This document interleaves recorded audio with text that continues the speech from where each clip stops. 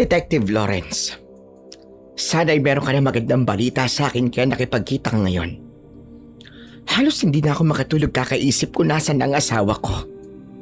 Pero malakas ang pakiramdam ko na meron talagang dumukot sa kanya o baka may masama nang nangyari sa kanya. Ikaw na lamang talaga ang huling pag-asa ko. Naiintindihan ko po ang pag-aalala nyo, Mrs. Castro. Kaya sinimulan ko pong investigasyon sa lahat ng lugar na posible niyang pinuntahan. Sinuri ko din po ang mga CCTV, bank records, at kinausap ko rin po ang mga taong malapit sa kanya. At meron po akong nalaman. Anong nalaman mo? Buhay pa ba siya? Ligtas ba siya? Ano? Sabihin mo sa akin. Buhay pa ang asawa niyo, Mrs. Pero kailangan mong paggandaan ang sasabihin ko. Dahil alam ko po na hindi ito ang inaasahan mo marinig. Hindi ho siya biktima ng krimen at wala rin pong dumukot sa kanya. Kung ganun, bakit di siya umuwi? Bakit kahit isang tawag o mensahe man lang ay wala man lang ako natatanggap mula sa kanya? May tinatago ba siya sa akin? Oo, Mrs. Tama kayo. Kusan loob siyang umalis at ngayon ay nakatira siya sa isang apartment kasama ang babaeng matagal na niyang karelasyon. Ayon po sa mga ebidensya, ilang buwan na nilang pinaplano ang pag-alis na ito. Hayop siya. Kung ganun, hindi totoong sinabi niya noon sa akin na titigilan niya na ang kabit niya. Napakawalang hiya niya talaga. Mrs. Suminahon kayo. Alam ko mabigat itong tanggapin, pero bilang detective, trabaho kong sabihin ang katotohanan kahit masakit. Mas mabuti nang malaman mo ang nangyari ngayon kaysa habang buhay kang naghihintay sa taong matagal ka nang iniwan. Kaya mo bang tanggapin ang katotohanan kahit masakit? Pero kaya mo bang sabihin ang katotohanan kahit alam mong may masasaktan?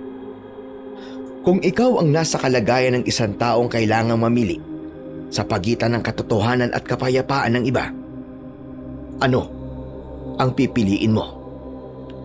Isang mapagpalang araw po sa inyo, Sir Blair, at sa lahat po ng inyong mga tagapakinig at mga subscriber sa inyong YouTube channel na The Voice Addict. Ang kwento pong ibabahagi ko ay isa sa pinakamahirap na kasong nahawakan ko bilang isang detective. Akala ko noon ay isa lamang yung simpleng kaso ng pagkawala ng isang tao. Ngunit yun pala ang magiging simula ng pagtuklas ko sa mga nilalang. Akala ko noon ay isa lamang yung simpleng kaso ng pagkawala ng isang tao. Ngunit yun pala ang magiging simula ng pagkatuklas ko sa mga nilalang na akala ko ay kathang isip lamang. Itago niyo na lamang po ako sa pangalang Lawrence. At ito ang aking kwento.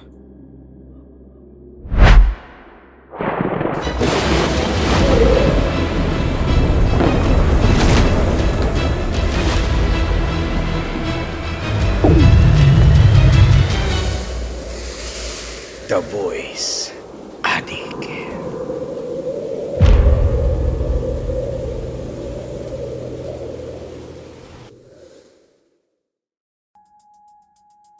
Babala. Ang video na ito ay protektado ng copyright law. Ang anumang hindi otorisadong pag-download, pagkopya, pag-upload muli o re-upload, pag-edit o paggamit ng kabuuan o anumang bahagi ng video na ito nang walang nakasulat na pahintulot ng may-ari ay mahigpit na ipinagbabawal. Ang sinumang mapapatunayang lumabag sa copyright law ng Pilipinas o Republic Act No. 8293 o Intellectual Property Code of the Philippines ay maaaring maharap sa sumusunod na kaparusahan. Unang paglabag, pagkakakulong ng 1 hanggang 3 taon at multang 50,000 hanggang 150,000. Ikalawang paglabag, pagkakakulong ng 3 taon at 1 araw hanggang 6 na taon at multang 150,000 hanggang 500,000. Ikatlo at mga kasunod na paglabag. Pagkakakulong ng 6 na taon at 1 araw hanggang 9 na taon at multang umaabot ng 500,000 hanggang 1,500,000 pesos.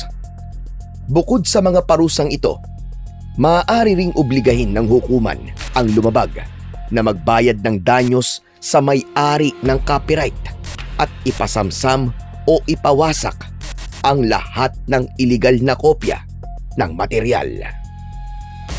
Igalang po natin ang karapatan ng mga content creator. Huwag magnakaw o mag-re-upload ng mga video nang walang pahintulot ng may-ari. Grabe!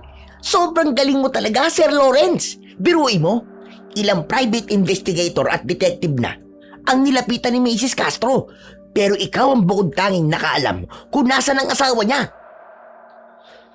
Sa totoo lang, Ernie, madaling matrace ang kinaroroonan ng asawa ni Mrs. Castro dahil wala siyang ingat sa galaw niya. Ang problema lang, sa ibang kagaya ko, patamad-tamad silang kumilos eh. Pera-pera lang ang lahat para sa kanila. Ngunit para sa akin, higit sa pera ay mas importante pa rin ang maibigay ko ang katotohanan sa lahat ng mga taong humihingi ng serbisyo ko. Basta, sobrang idol talaga kita, sir. Talagang totoo yung bansag nila sa'yo na ikaw ang pinakakinatatakutang detective dito sa Maynila. Lahat yata ng kasong hinawakan mo naresolba mo Grabe ka, ang bangis mo. Di naman lahat. Talaga? Alam ko ang lahat ng kasong hinawakan mo. Kaya sigurado ko na walang kahit isang kaso ang hindi mo naresolba. 5 taon ka pa lang na nagtatrabaho sa akin, Ernie. At nung hindi pa ako kilala, ay may isang kaso na hanggang ngayon, di ko pa rin nare-resolba. Ha? Anong kaso yun, sir? Pwede ko bang malaman? Wag mo nang alamin. Gaya ng sinabi ko, matagal na yun. Pero sir, alam mo ba nahangarin ako sa paraan mo na ng pagsasabi ng totoo sa mga kliyente mo? Yung ba parang kahit alam mo masasaktan sila, diretso at walang palabok na sinasabi mo sa kanila ang totoo. Sir, paano mo nagagawa yun? Naniniwala kasi ako na lahat ng tao ay nararapat na malaman ang katotohanan kahit masakit ito o maaari itong ikasira ng kanyang kapayapaan. Mas mabuti kasing malaman natin ang totoo kaysa mabuhay tayo sa kasinungalingan habang buhay. Kaya itong trabaho ko ay hindi para sa mga mahihina ang loob.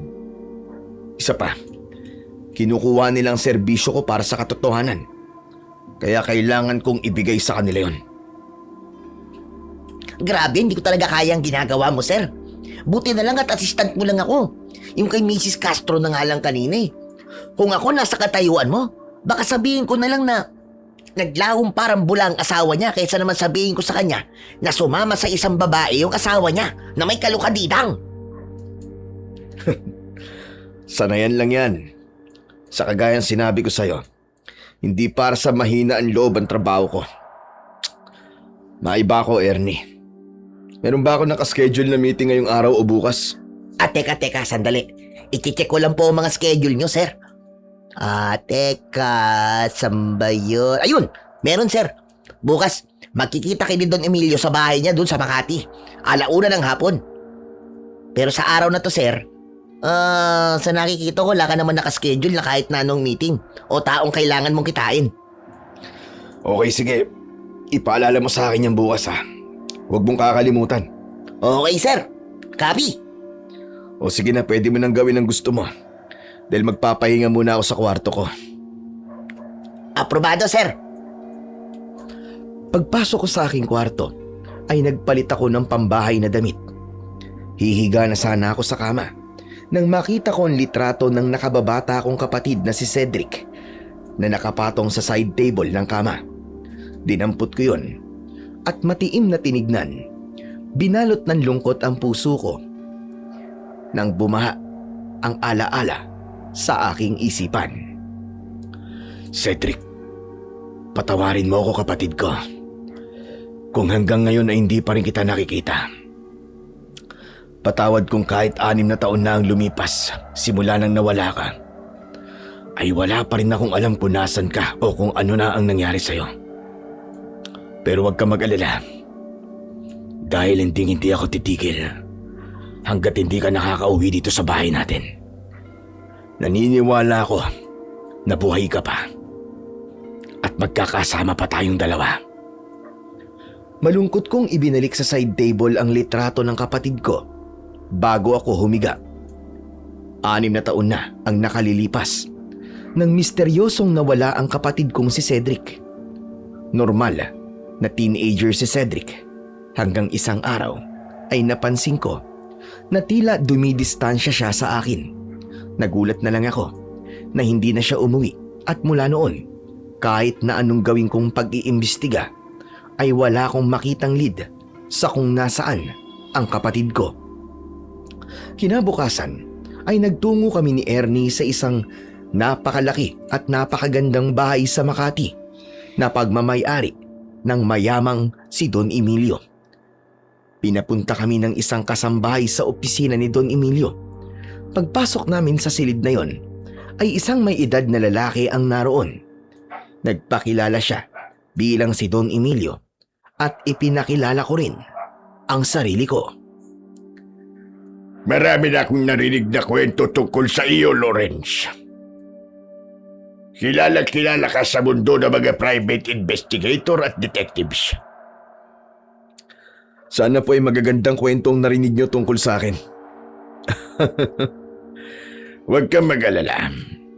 Dahil positibo ang lahat ng sinabi nila tungkol sa iyo. Kahit ang ilang kilala ko na kumuha sa serbisyo mo ay sinabing magaling ka. Lahat ng kaso raw ay nare-resolba mo at lahat ng nawawala ay nahahanap mo.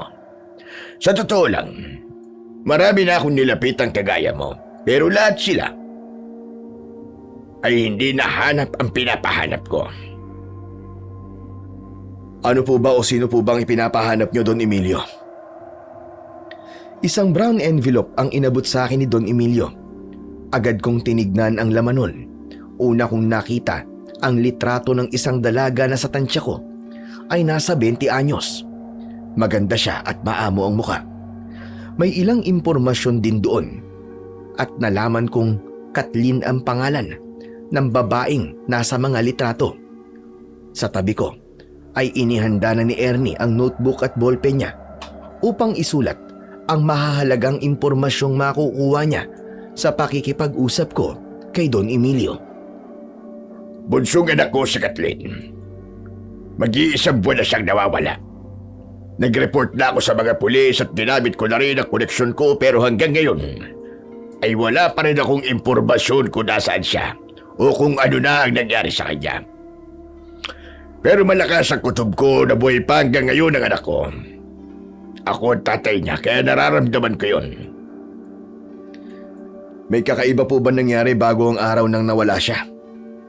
Nag-away po ba kayo o may tao ba siyang palaging nakakausap? Mabait na anak si Kathleen at kahit kailan ay di kami nagkaroon ng pag-aaway. Wala rin kaming naging tampuhan. Paano ko naman kasi pagagalitan ng isang anak na masunurin? Ngunit ilang araw bago siya nawala, ay may kakaiba ko napansin sa kanya. Ano ho yun, Don Emilio? Pwede niyo po bang sabihin sa akin?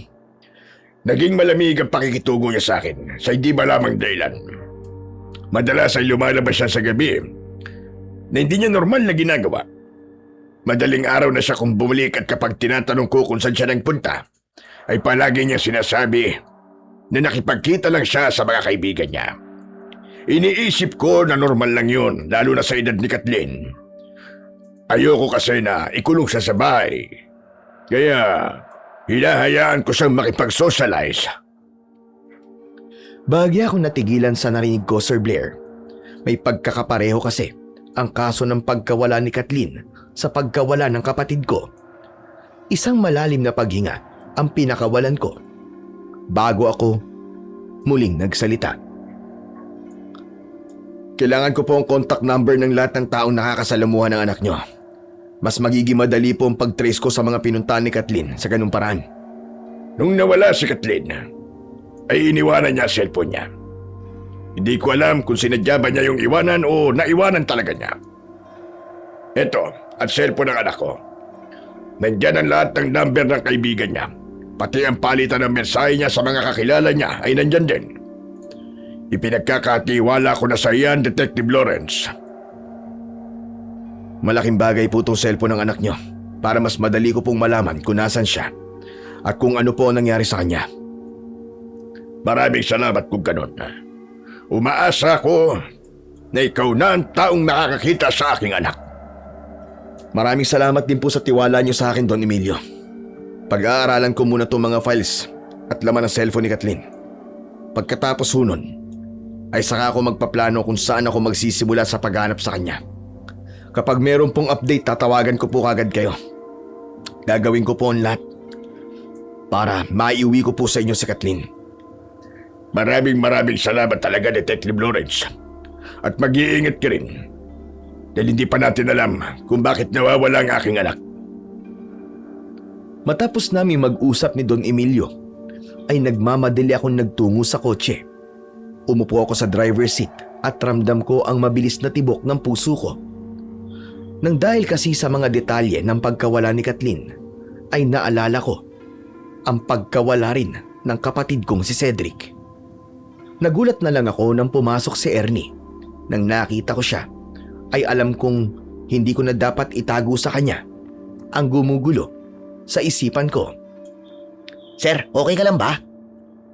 Bakit parang ang lalim ng iniisip mo, parang balisa ka. May naalala ako sa pagkawala ng anak ni Don Emilio. Isa ba yan sa mga kasong hinawakan mo nun, sir? Oo, pero hindi mo to alam dahil di pa tayo magkakilala nun. Yung nangyari kasi kay Kathleen ay parang kagaya rin sa nangyari sa kapatid kong si Cedric. Sir, ibig mo ba't sabihin meron kang nawawalang kapatid? Meron, Ernie. 6 na taon na siyang nawawala at hanggang ngayon ay wala pa rin akong lead kung nasan siya o kung ano ang nangyari sa kanya. Para siyang bulang naglaho. Kahit konting bakas ay hindi siya nag-iwan. Bago rin mawala ang kapatid ko ay madalas siyang lumalabas tuwing gabi. Hanggang sa na nga, di na siya umuwi. Hindi ko alam pero may kutob ako na mayroong koneksyon ng pagkawala ng kapatid ko at ni Kathleen. Sorry po. Malaki ang posibilidad na tama ka, sir. Baka nga sindikato pang may kagagawa ng pagkawala nilang dalawa kaya magkapareha sila ng paraan ng pagkawala. Isa yan sa anggulong titignan ko. Pero sa ngayon kailangan ko munang pag-aralan ng mga files at cellphone ni Kathleen na ibinigay sa akin ni Don Emilio. Pero alam mo, Ernie, kahit ang dami nagsasabi na magaling akong detective, ay hindi ko yung kayang tanggapin. Kasi ang ibang tao ay nagagawa kong hanapin. Pero sarili kong kapatid ay hindi. Baka kasi kakaiba ang kaso ng pagkawala ng kapatid mo, sir. Kaya huwag mo nang isipin yan. Para sa akin, ikaw ang pinakamagaling na detective na nakilala ko. Hindi ko to sinasabi, sir, dahil ikaw ang amo ko, ha. Nagsasabi lang ako sa iyo ng totoo. Sus, nambobola ka lang eh. Malamang magre-request ka sa akin na taasan ko sahod mo, no? Hindi, sir, ha. Laki na nga ng pinapasahod mo sa akin, tsaka kontento na ako ron, sir. Pero kung kusan loob mong tataasan, sino ba naman ako para tumanggi, sir? Sabi nga sa akin ng lola ko, masama raw tumanggi sa grasya.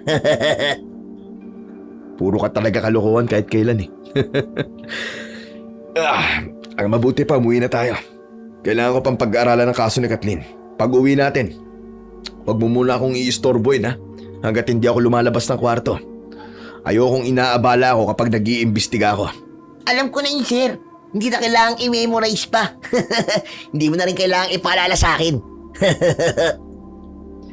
Pinaandar ko na ang sasakyan. At nang nakauwi na kami ni Ernie, ay dumiretso na ako sa aking kwarto. Pumuesto ako sa aking lamesa kung saan may desktop computer sa aking harapan. Una kong tinignan ang mga files. Pinag-aralan ko ang profile ni Kathleen. Matapos yon, ay chinek ko ang laman ng cellphone niya. Wala akong kakaibang nakita roon. Puro mga normal na palitan lang ng mensahe ni Kathleen sa mga kaibigan niya at kay Don Emilio. Hanggang isang bagay ang naisip ko.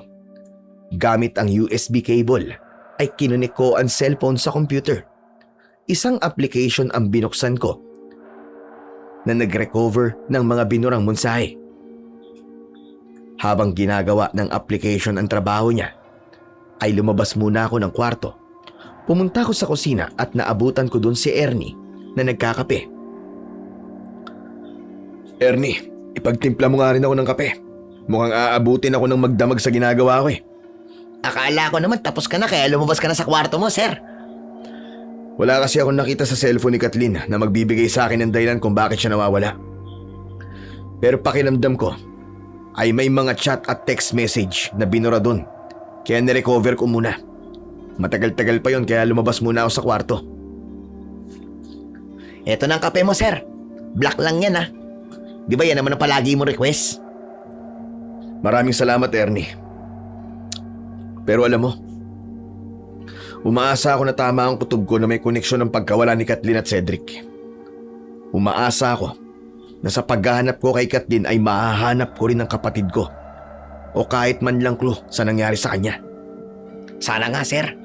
Sana nga ay tama ka. Masyado na kasing mahaba ang 6 na taon na nawawala ang kapatid mo, sir. Sigurado kung miss na miss mo na rin siya. Hindi ako nagsalita pa. Pagkaubos ko ng kape ay bumalik na ako sa kwarto ko at sakto natapos na ang pag-recover ng mga binurang mensahe sa cellphone ni Kathleen. Isa-isa kong tinignan ang mga binurang mensahe at isang mensahe ang kumuha sa aking atensyon. Binasa ko ang pakikipagpalitan ng mensahe ni Kathleen sa isang babaeng nagngangalang Angela. Matapos kong basahin ang buong palitan nila ng mensahe, ay agad kong tinawagan si Don Emilio. Detective, hindi ko akalain na tatawag ka kagad sa akin ng ganito kabilis. May tatanong ka ba o baka meron ka nang natuklasan? Don Emilio, itatanong ko sana kung kilala niyo po ang lahat ng kaibigan ni Kathleen.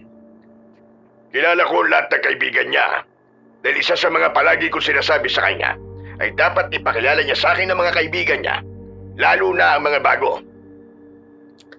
Meron po bang kaibigan si Kathleen na ang pangalan ay Angela? Angela? Aba, wala akong natatandaan na meron siyang kaibigan na may ganyang pangalan. Oo, tama. Walang kaibigang Angela ang anak ko. Hindi marami ang kaibigan ni Kathleen kaya kabisado ko ang pangalan nilang lahat.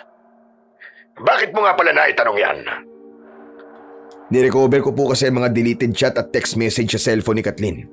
At lumalabas na ang huling nakapagpalitan ng mensahe kay Kathleen ay isang babaeng nagngangalang Angela. Inaya po ni Angela si Kathleen na magpunta sa isang tagong lugar sa Zambales na papalibutan po ng mga bundok. Sinabi po ni Angela na huwag sabihin ni Kathleen ang tungkol sa bagay na yon. Nakalagay din dito na si Angela ang nag-utos kay Kathleen na huwag magdadala ng cellphone.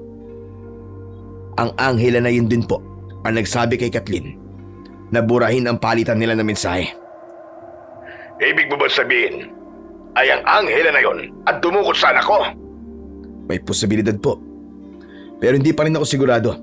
Kailangan ko pong pumunta sa lugar na yun upang malaman ko kung nandun si Kathleen. Doon ko po sisimulan ng paghahanap kay Kathleen. Magpunta ka kagad doon sa lalong madaling panahon at balitaan mo kagad ako kapag may bago ka ng update. Wala akong problema, Don Emilio. Tatawagan ulit kita kapag may bago na akong ibabalita sa'yo. Maraming salamat, Detective Lawrence. Sa dami ng taong kinuha ko para hanapin ang anak ko, ay ikaw lang ang nakapagbigay sa akin ng ganitong pag-asa. Tinapos ko na ang pakikipag-usap ko kay Don Emilio at agad kong binalikan si Ernie sa kusina. Ernie, mag-empake ka ngayon din. Damihan mong dadali mong damit ha. Dahil pupunta tayo ngayon sa Zambales. Talaga, sir? Pupunta tayo sa Zambales? Pero teka, akala ko ba magpo-focus ka sa pag-aalap sa anak ni Don Emilio? Bakit magbabakasyon tayo? Ano ba magbabakasyon ang sinasabi mo? Hindi ba sabi mo pupunta tayo sa Zambales? Hindi ba puntahan nyo ng mga taong gustong mag-beach? Hindi tayo pupunta ron para magbakasyon. Nakakuha ko ng impormasyon sa cellphone ni Kathleen na may posibilidad na naroon siya. Kaya kumilos ka na at mag-impake ka na. Dahil kailangan na nating umalis ngayon din. Ayun, sige sir, mag-i-empake na agad ako. Hintayin niyo ako sir ha. Nang nagpunta na si Ernie sa kwarto niya, ay bumalik akong muli sa kwarto ko para mag-impake. Binilisan ko ang kilos ko dahil ayokong abutan kami ng dilim ni Ernie sa daan. Baka kasi kapag ginabi kami, ay mahirapan kaming maghanap ng pwede naming tuluyan sa Sambales. Hindi nagtagal, ay bumiyahe na kami ni Ernie papunta sa Sambales. Inabot kami ng ilang oras bago kami nakarating doon. Habang tinatahak namin ang daan, papunta sa liblib na baryo na nasa gitna ng bulubundukin, ay tumawag din si Don Emilio. Inutusan ko si Ernie na sagutin at i-loudspeaker ang telepono para marinig ko habang nagmamaneho ako. Pasensya ka na kung tumawag ako. Gusto ko lang kasing malaman kung papunta ka na ba sa lugar na sinasabi mo na pwedeng kinaroroonan ni Kathleen. Ayos lang po, Don Emilio. Naiintindihan ko po kung bakit po kayo tumawag. Sa ngayon po nasa biyahe na po kami ng assistant ko. Ang totoo po niyan, medyo malapit na po kami. Dapat pala pinagpabukas nyo na ang pagpunta nyo. Inabot na tuloy kayo ng gabi. Baka mahirapan kayong mahanap ang matutuluyan nyo niyan. Ayos lang ho, Don Emilio. Palagi po kaming handa ni Ernie. Hindi po nawawala sa sasakyan ko ang tent at iba pang mga kailangan namin para ready kami sa mga ganitong pagkakataon. Kung wala man po kami mahanap na matutuluyan, magtatayo na po muna kami ng tent tapos bukas po ng umaga kami maghahanap ng pansamantalang bahay na tutuluyan po namin habang nandun po kami. Pero wag po kayo mag-alala, Don Emilio. Kasi kapag may bagong update po sa paghahanap kay Kathleen, babalitaan ko po kayo. Maraming salamat talaga, Detective. Oo nga pala, naipadala ko na sa bank account mo ang kalahati ng bayad ko sa'yo. Yung kalahati ay kapag natapos mo na ang kaso ng anak ko. Ano man ang kalalabasan ng paghahanap mo sa kanya, ay ibibigay ko pa rin sa'yo ang kalahati. Wala akong problema, Don Emilio. Maraming salamat ho. Biglang naputol ang linya. Pinatawagan ko kay Ernie si Don Emilio dahil baka meron pa itong sasabihin. Pero maya-maya ay napapalatak si Ernie. Oh, bakit? May problema ba? Wala nang signal sir eh. As in wala. Oh, walang kabarbaro. Naku, problema yan. Sana naman sa area lang na to walang signal. Pero doon sa pupuntahan natin ay meron na. Yan ang hindi natin alam sir. Nagpatuloy ako sa pagmamaneo hanggang sa nakarating na kami sa maliit na baryong napapalibutan ng matataas na bundok. Kapansin-pansin na lahat ng bahay doon ay nakasarado at walang ilaw sa loob. Nakapagtataka yun dahil hindi pa ganun kalalim ang gabi. Ibig sabihin nun ay wala kaming mapagtatanungan kung meron ba kaming bahay na pwedeng tuluyan doon. May nakita kaming malawak na espasyo at doon kami nagtayo ng tent ni Ernie. Dahil sa matinding pagod ko sa pagmamaneho ng ilang oras, ay mabilis akong nakatulog pagkahiga ko. Kinaumagahan ay nagising ako sa tilaok ng manok. Wala na sa tabi ko si Ernie. Pagkalabas ko ng tent ay nasa labas si Ernie habang nagkakape. May isang supot ng pandesal sa camping table. Oy, gising ka na pala. Good morning sir. Bumili na ako ng tinapay habang tulog ka pa para paggising mo kakain na lang. Sandali lang sir at ipagtitimpla lang kita ng kape ha. May signal na ba rito? Wala pa rin sir eh. Mukhang dead spot ang buong baryong to. Kung ganun, makakapag-update lang pala ako kay Don Emilio kapag nakaalis na tayo sa lugar na to. Sigurado ako na mag-aalala yun kung matagal ko siyang hindi mabibigyan ng update. Ayos lang yan sir. Hindi mo naman kasalanan na walang signal dito eh. Ipaliwanag mo na lang sa kanya kapag nagkausap na ulit kayong dalawa. Tama ka. Gaya na nga lang gagawin ko. Oo nga pala, nung bumili ka ng tinapay, may napansin ka ba sa mga tao rito? O hindi kaya meron ba silang sinabi sa'yo? Napansin? Wala naman sir. Mukha silang normal pero parang nahihiya sila sa akin eh. Siguro dahil hindi nila ako kilala. Pero yung tindera doon sa panaderya, pinapalis niya ako rito sa lugar na to. Nang tanungin ko kung bakit, hindi naman sumagot. Ang weird nga, sir eh. Ano? Paano weird? Naramdaman ko na parang natatakot siya habang kausap niya ako eh. Yung bang parang sigurado siya na may mangyayaring masama sa akin habang nandito ako, kaya gusto niyang umalis ako dito. Baka naman kasi hindi sila sanay na may ibang tao rito. Lalo na't masyadong libliban lugar na to. Tapos napapalibutan pa ng mga bundok. Sigurado ako na hindi puntahan ng mga taong lugar na ito. Malayo sila sa sibilisasyon at posibleng yun ang dahilan. Isa pa, hindi tayo pwedeng umalis nang hindi ako nakakapag-imbestiga sa pagkawala ni Kathleen. Malakas talaga ang kutob ko na may sagot akong mahahanap dito. Sa gitna ng pag-aalmusal at pag-uusap namin ni Ernie ay isang matandang babae ang dumating. Medyo maliit siya, payat ang pangangatawan at mahaba ang buhok niya na umaabot hanggang sa bewang. Nagulat si Ernie sa pagdating ng matanda na para bang nakakita siya ng multo. Sir, nakikita mo ba ang matandang nakikita ko? Oo naman. Ano ba palagay mo sa akin, bulag? Ay, salamat naman. Akala ko kasi multo siya eh. Hindi ako multo. Masyadong matabil ang dila mo. Baka gusto mong hilahi ko dila mo. Nanang, pasensya na ho kayo. Nagbibiro lang po tong kasama ko. Pero may kailangan ho ba kayo sa amin? Sino kayo? At anong ginagawa niyo rito? Ako po si Lawrence at ito naman po ang kaibigan ko si Ernie. Nagbabakasyon lang po kami rito. Mahilig po kasi kami magpunta sa mga lugar na hindi tipikal na pinupuntahan ng mga turista. At nang nakita ko po itong lugar nyo, nagandahan po ako eh. Ngayon lang po kasi kami nakapunta sa isang baryo na papalibutan po ng matataas sa bundok. Hindi lugar. Nabakasyonan ang lugar namin. Kaya mas mabuti pa na umalis na kayo ngayon din. Kung makapagpaalis naman po kayo, ikaw po ba may-ari ng lugar na ito? Hindi. Pero bilang residente ng baryong ito, ay meron akong karapatang paalisin kayo. Kaya iligpit nyo na ang bahay-bahayan nyo at umalis na kayo rito. Nanang, mawalang galang na ho. Pero wala rin po kayong karapatan na paalisin kami lalo na't wala naman po kaming ginagawang masama. Pangako ho, hindi ho kami manggugulo. Mababait po kaming tao. Hindi nyo ako naiintindihan eh. Masyadong mapanganib ang lugar na ito para sa mga dayong kagaya nyo. Hindi nyo alam ang nangyayari dito kaya umalis na kayo. Sigurado ko na magpapasalamat pa kayo sa akin kung gagawin nyo ang sinabi ko. Pasensya na ho talaga kayo, Nanang. Pero hindi po kami aalis dito. At yung tungkol po sa sinasabi niyong panganib ay huwag po kayo mag-alala. Dahil kaya po namin ang sarili namin. Tama po, lalo na po itong si Detective, si Lawrence pala. Magaling po yung gumamit ng baril. May baril po siya. Walang magagawa ang baril niya sa panganib na naghihintay sa inyo dito. Kaya kung gusto niyo pang mabuhay, ay mas mabuting umalis na kayo. Nanang, pasensya na po. Pero hindi po talaga kami aalis.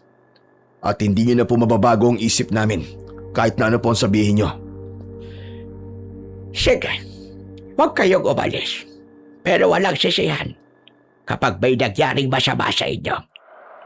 Pinagsabihan ko na kayo, pero ayaw ninyong makinig. Bahala na kayo sa buhay ninyo. Dismayadong umalis ang matandang babae. May pagtatakang nagkatinginan naman kami ni Ernie. Grabe, ang lakas ng tama ng matandang yun ah. Kung umasta parang kanya tong lugar, sir eh. Eh ano naman kung dito siya nakatira? Wala pa rin siyang karapatan na paalisin tayo dito. Pero Ernie, hindi ka ba nagtataka? 2 tao na nagpapaalis sa atin dito. Una, yung sinabi mong tindera doon sa panaderya. Tapos ngayon, yung matandang babae naman. Na-curious tuloy ako kung anong klaseng panganib ang tinutukoy niya eh. Nako sir, malamang nananakot lang yun. Baka kasi hindi talaga sila marunong mag-welcome ng mga dayo rito sa kanila. Dapat nga magpasalamat pa sila dahil may bumibisita ritong ibang tao eh. Ayaw ba nila nun? Pwedeng ma-promote tong lugar nila tapos kapag dumami ang turista rito, dadami nila trabaho dito. Di uunlad ang lugar nila. Ewan ko, Ernie.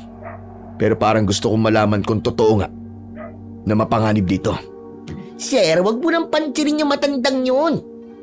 Parang nga siyang wala sa katinuan eh. Sa kung iisipin mo pa yan, baka hindi ka makapag-focus sa totoong dahilan kung bakit ka nandito. Napagtanto kong tama si Ernie.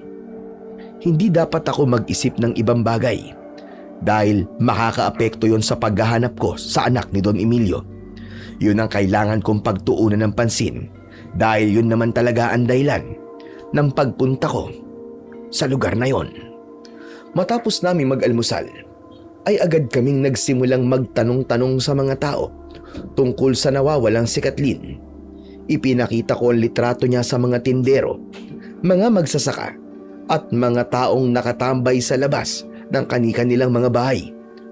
Ngunit iisa lang ang sagot ng karamihan.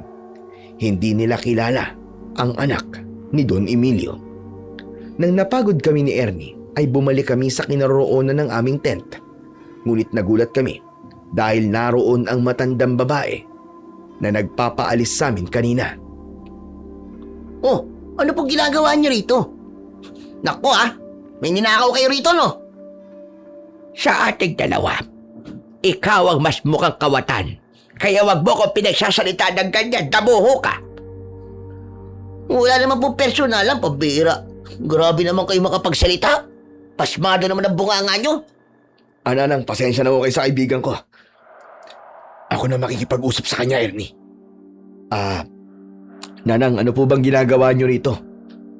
Kung nandito ho kayo para paalisin kami ulit, huwag niyo na pong sayangin ang oras niyo. Hindi po kami aalis at buo na po ang desisyon namin. Sa naging pag-uusap natin kanina, ay alam ko na hindi talaga kayo aalis. Ipambagay ang dahilan ko bakit ako nandito. Narinig ko kasi sa mga tao rito na meron kayong taong hinahanap. Ang akala ko ba bakasyonista lang kayo? Yun po kasi talaga ang totoong dahilan kung bakit kami nandito. Nagsinungaling po kami sa inyo kanina kasi hindi ko po alam kung mapagkakatiwalaan ko ba kayo eh. Hindi ba kami ang hindi dapat magtiwala sa inyo? Kasi dayo lang kayo rito. Pero naisip ko na baka makatulog ako sa inyo. Meron ba kayong litrato ng taong hinahanap ninyo? Meron po. Ito. Inabot ko sa matandang babae ang litrato ni Kathleen. Nang tignan yun ng matanda, ay napansin namin ni Ernie ang pagbakas ng gulat sa kanyang muka. Umiling-iling pa siya at tinakpan niya ng kamay ang kanyang bibig. Sa naging kilos niya, ay naisip ko na baka meron siyang alam. Bakit po ganyan ang reaksyon nyo?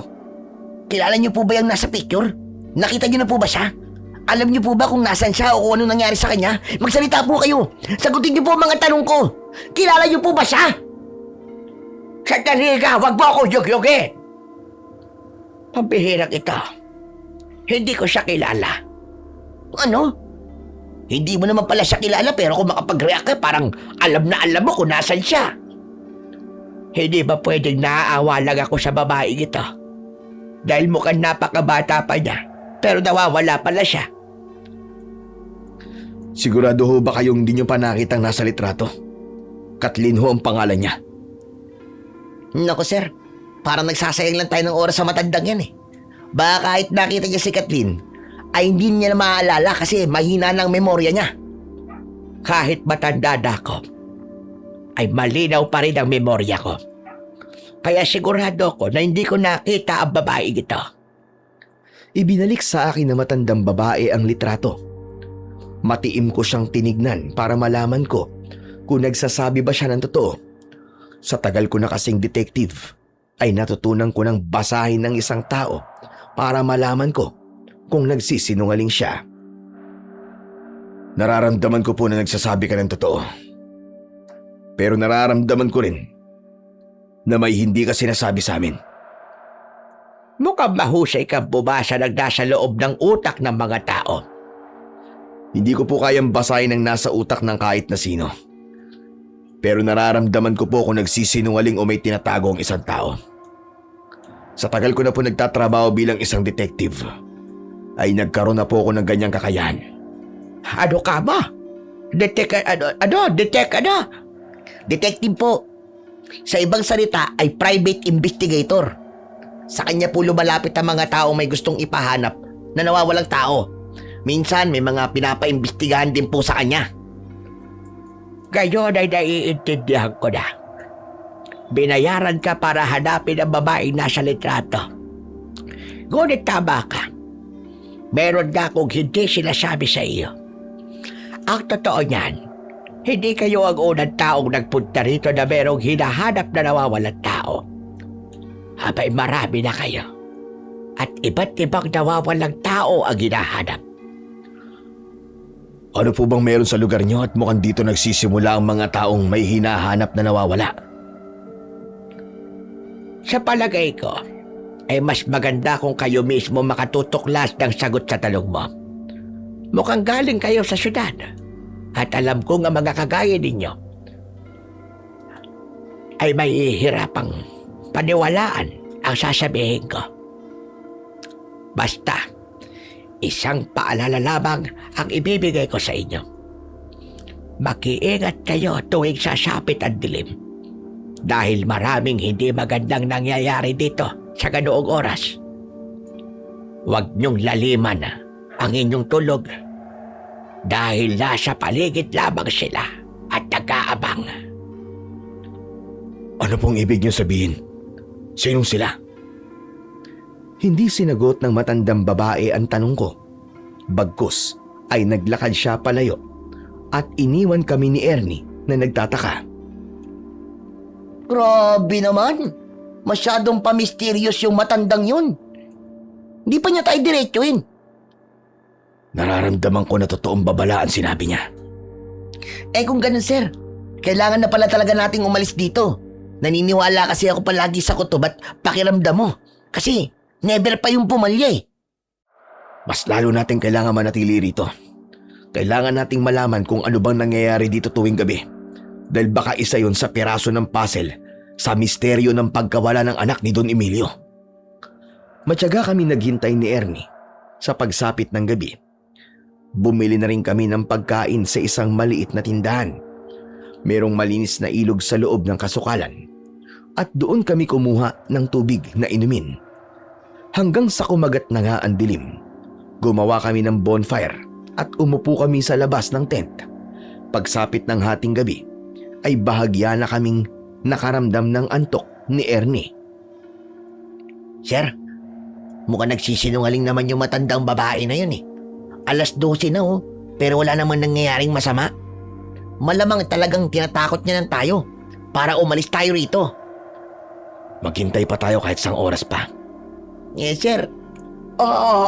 Inaantok na talaga ako eh. Ikaw ba, sir? Medyo inaantok na rin ako pero mamaya pa ako matutulog. Pero kung di mo na kaya, sige, matulog ka na. Ako na lang muna rito sa labas. Sigurado ka ba, sir? Oo, kung sakaling may hindi maganda mangyari, gigisingin na lang kita. Sige, sir. Pasensya ka na talaga, sir. Ay, naantok na ako. Hindi mo kasi ako kagaya na sanay sa puyatan eh. Sige, sir. Tulog na ka, sir. Sige. Pumasok na si Ernie sa tent namin habang ako ay mag-isang nagbantay sa labas sa kung anong mangyayaring hindi maganda. Nakapatong sa camping table ang lisensyado kong baril upang madali ko yung makuha kung kinakailangan. Napakatahimik ng gabi at wala akong nararamdamang kakaiba sa paligid. Napakapayapa pa nga ng pakiramdam ko dahil nakaka-relax ang huni ng mga kuliglig at ang malamyos na simoy ng hangin. Ngunit makalipas ang ilang minuto ay may narinig akong kaluskos sa kung saan. Mabilis kong kinuha ang baril, tumayo ako at luminga ako sa paligid. Patuloy ang kaluskos na para bang merong papalapit sa kinatatayuan ko. Pinigilan kong gisingin si Ernie dahil baka wala naman talagang panganib na paparating. Maya-maya pa, may mga pares ng mga mata na nagliwanag sa dilim. Para silang mga mata ng mababangis na hayop Ngunit habang palapit sila ay kinilabutan ako dahil nakita ko na para silang mga halimaw. Maihahalin tulad sila sa isang tao na may nakakatakot na itsura. Napakarami talaga nila, Sir Blair, at alam ko na wala akong laban sa kanila. Huwag kayong lalapit! Diyan lang kayo! May baril ako! Ernie! Ernie, gumising ka dyan! Ernie! Hindi nagtagal ay nagkukumahog na lumabas si Ernie at napasigaw siya nang nakita niya ang mga nakakatakot na nilalang. Diyos ko po! Ano ang mga yan, sir? Bakit ganyan ang mga itsura nila? Hindi ko alam, pero mukhang silang tinutukoy ng matanda sa babala niya sa atin. Maghanap ka dyan ng kahit anong bagay na pwede mong gamitin sa pakikipaglaban. Itong balisong, sir. Ito lang ang meron ako eh. Diyos ko po, malapit na sila. Mukhang hindi sila friendly. Humanda ka, dahil mapapalaban tayo. Biglang umatake ang ilang nilalang sa amin. Tumakbo kami palayo ni Ernie pero nasunggaban si Ernie ng isang nilalang. Nadapa si Ernie at pumaibabaw sa likod niya ang nakakatakot na nilalang. Agad kong binaril yun at tinamaan yun sa noo. Binalikan ko si Ernie at habang tinutulungan ko siyang tumayo ay pinalibutan kami ng mga nakakatakot na nilalang. Sir, ito na yata ang magiging katapusan natin. Huwag kang mag-isip ng ganyan. Hindi ako papayag na mamamatay tayo ngayong gabi. Pero napakarami nila. Wala tayong laban sa mga pangit na yan, sir. Kung mamamatay man tayo ngayong gabi, ay masaya ako, sir. Di ko magkasama kung mamamatay. Sir, maraming salamat kasi naging assistant mo ako. Marami ako natutunan sa'yo. Nababaunin ko hanggang sa kabilang buhay. Diyos ko po. Paano na kami ngayon? Bakit parang sumusuko ka na agad? Kaya natin to. Hindi tayo mapapatay ng mga hayop na yan. Lumuhod si Ernie at pinagdikit niya ang kanyang mga kamay na para bang nagdadasal. Kung ano man kayo, maawa kayo sa amin. Huwag niyo kami papatayin. Parang awa niyo na. Wala pa akong asawa at gusto ko pang maranasan magkaroon ng asawa at anak. Sayang naman kasi ang lahi ko. Kung papatayin niyo lang ako. Hoy! Ano ba ginagawa mo? Tumayo ka nga dyan! Lalaban tayo! Hindi natin pwedeng hayaan na magtagumpay ang mga yan sa kung anong gagawin nila sa atin! Sa totoo lang, ay nawalan na ako ng pag-asa na mabubuhay pa kami sa sitwasyong namin yon, Sir Blair. Alam ko na kahit may baril ako, ay hindi yun uubra sa dami ng nilalang na nakaikot sa amin. Kulang ang bala na meron ako para sa kanilang lahat. Nang akmang susugod na ang mga nilalang, ay biglang dumating ang matandang babae. May hawak siyang isang garapon ng asin at sinabuyan niya ang mga nilalang. Napansin ko na nalalapnos ang balat ng mga nilalang kapag tinatamaan yun ng asin. Hanggang isang kwintas na may palawit na medalyon ang itinaas ng matandang babae. Umalis na kayo! Baka nilalang ng dilim! Bumalik kayo sa kuta nyo! Magsilayas kayo! At huwag na kayong babalik dito kailanman! Layas! Tila takot na tumakbo ang mga nilalang pabalik sa kasukalan. May pagtataka kong tinignan ang matandang babae. Ano pong ginawa nyo? Bakit po natakot sa inyo mga halimaw? Hindi ito ang tamang lugar para pag-usapan natin yan. Sumunod kayo sa akin. Doon na muna kayo magpalipas ng magdamag sa bahay ko. Dahil mas ligtas kayo roon. Sinundan namin ni Ernie ang matandang babae. Pagdating namin sa kubo niya, ay sinindihan niya ang gasera.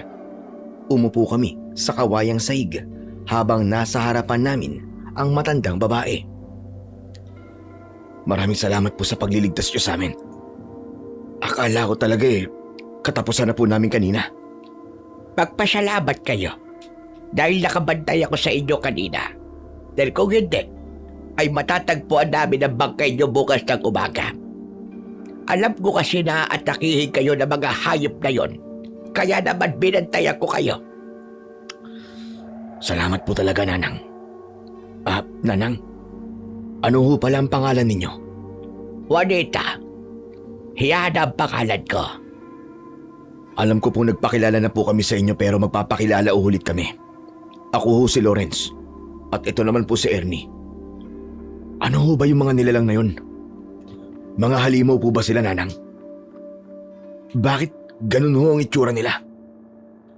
Mga aswang ang nilalag na yon. Siguro naman ay hindi na ako mahihirapang kumbinsihin kayo na totoo ang mga aswang dahil kayo na mismong nakakita sa kanila. Ayokong sabihin sa inyo ang tungkol sa kanila kanina dahil mahihirapan kayong maniwala. Kaya hinayaan ko na makita nyo sila. Grabe naman, Aling Juanita. Dapat sinabi niyo na kagad sa amin para naman nakapaganda kami kahit papano. Abay, muntik na kaming mapatay ah. Bakit? Kung sinabi ko ba kagad sa inyo na may mga aswang dito sa lugar na ito, ay maniniwala ba kayo? Hindi naman, di ba? Baka kaisipin nyo pa na ako ay nababaliw. Tama lang ang ginawa ni Aling Juanita, Ernie. Kahit ako, hindi maniniwala kapag sinabi niya may aswang dito. Maganda na nakita muna natin ang mga aswang bago niya sinabi sa atin ang totoo. Pero Aling Juanita, bakit hindi na lang po kayo umalis sa lugar na to? Alam niyo namang may mga aswang na sumasalakay dito. Mapanganib po ang lugar na ito. Lahat kami rito ay walang kakayahang umalis dito. Lahat kami rito ay hikahos sa buhay at wala kaming ibang mapupuntahan. Isa pa, kung aabandonahin namin ang baryong ito, ay sigurado kami na sasakupin ng mga aswang ang lugar na ito. Gagawin nila itong kuta nila at kapag nangyari yon, ay mas lalakas ang puwersa nila. Mas magiging madali para sa kanila ang sumalakay sa iba pang mga lugar. At bilang asawa ng dating manunugis ng aswang, ay hindi ako papayag na mangyari yon. Ano ho? Manunugis ng aswang? Ano naman po yun? Yun ang tawag sa mga taong may kaalaman at biyasa sa pakikipaglaban sa mga aswang. Siguro naman ay nakita niyo yung medalyon na hawak ko kanina. Yun ang anting-anting ng aking yumaong asawa. Ginamit niya yun noon sa pakikipaglaban sa mga aswang. Binibigyan siya noon ng pambahirang lakas at tapang sa tuwing suot niya yun. Isa rin sa gamit noon ay ang pantaboy sa mahihinang uri ng mga aswang. Ngayon po naiintindihan ko na. Kaya umalis yung mga aswang ay dahil sa medalyon. Pero saan po pa galing ang mga aswang na yon?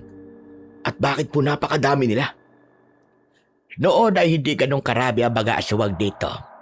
Pero dahil kay Salazar, ay dumami na sila. Napakabilis ng pagdami nila. At ang dahilan noon ay walang iba, kundi si Salazar. Alam ko namang itatanong nyo kung sino si Salazar.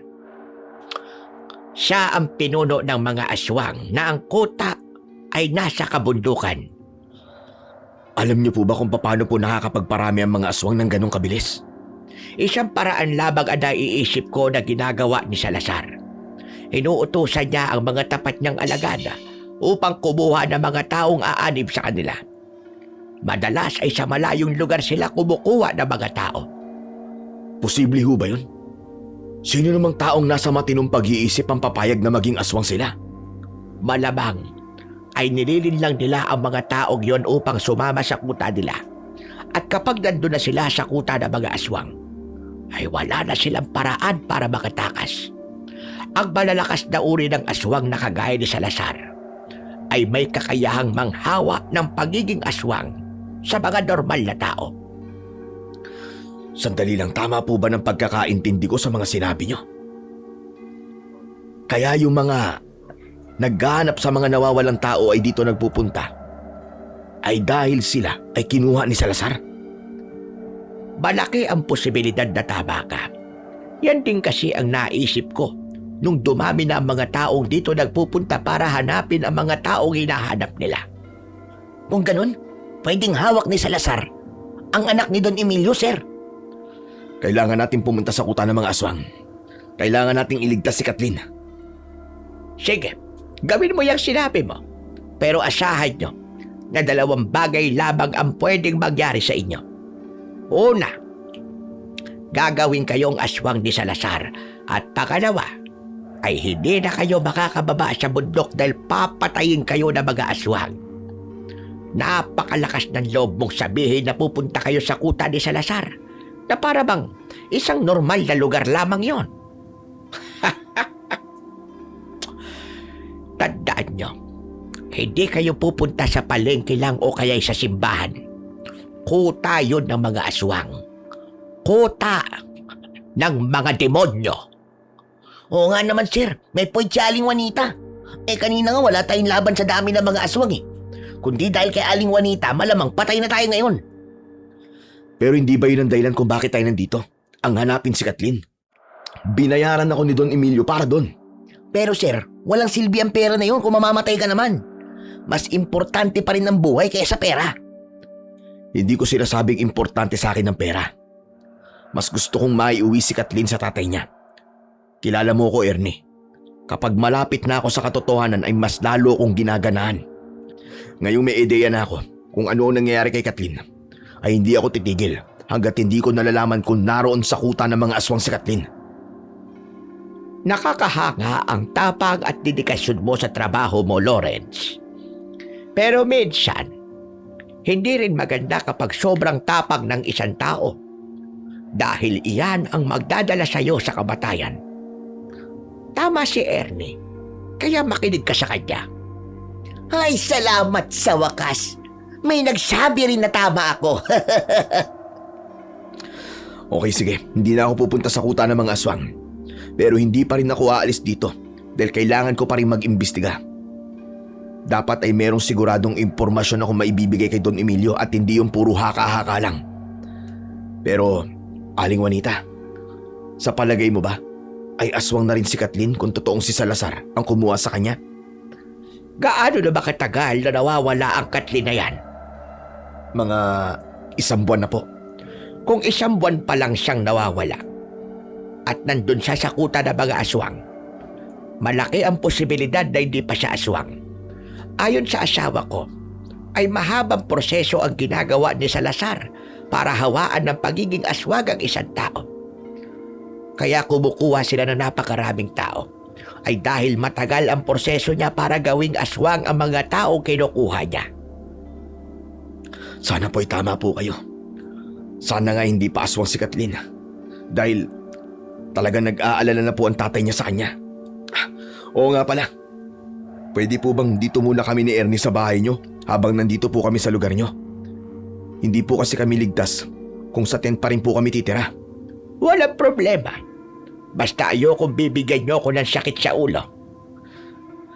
Magpapakabait po kami at sisiguraduhin po namin na hindi namin kayo bibigyan ng problema. Aasahan ko yung sinabi mo, Lawrence. At teka, sandali lang at ikukuha ko kayo ng banig at unan.